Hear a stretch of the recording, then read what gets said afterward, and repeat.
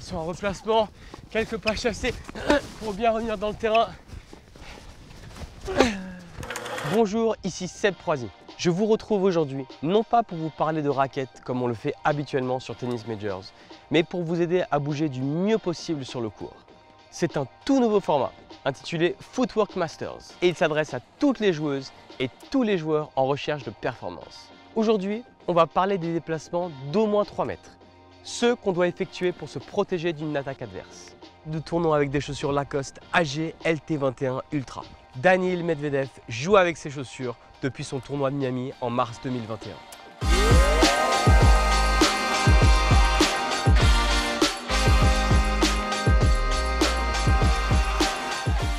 La première chose à faire pour maîtriser parfaitement votre jeu de jambes, et c'est normal, c'est d'avoir confiance en vos chaussures. Choisissez une paire dans laquelle vous vous sentez bien et léger sur le court. Et sur le plan technique, soyez attentif à 3 choses. D'abord, la sensation de stabilité. Ça vous permettra de bien ancrer vos appuis, de rester équilibré et surtout d'éviter de vous blesser. Deuxièmement, le confort du talon. Une chaussure bien conçue vous rendra beaucoup plus d'énergie et amplifiera cette sensation de légèreté.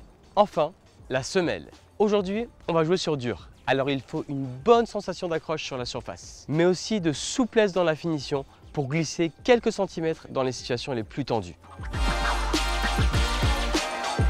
En tennis, on estime que 8 déplacements sur 10 sont effectués sur des périmètres de moins de 3 mètres. Un déplacement sur 10 se fait sur un périmètre de 6 à 12 mètres.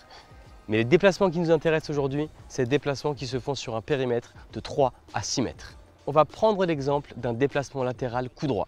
Mais gardez en tête que tout ce que je vous propose est aussi valable pour le revers. Allez, c'est parti. Bon allez, fais-moi bouger là.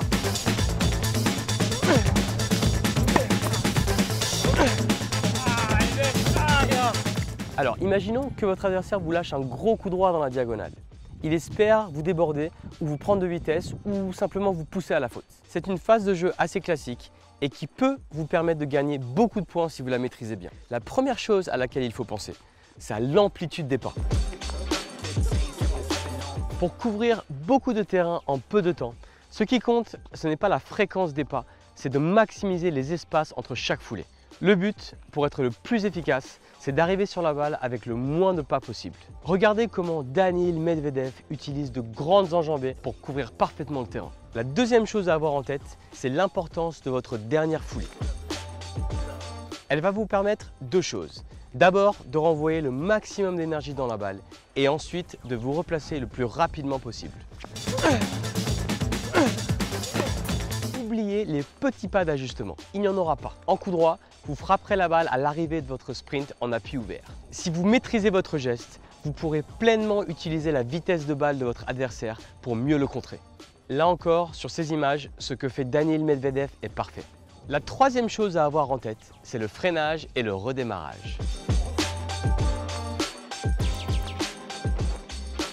Tous ces efforts n'auront servi à rien si vous terminez votre course dans le décor. Après la frappe, vous vous servirez de votre pied extérieur comme d'un frein avant de pouvoir repartir. Regardez le petit appui de replacement de Medvedev. Hop!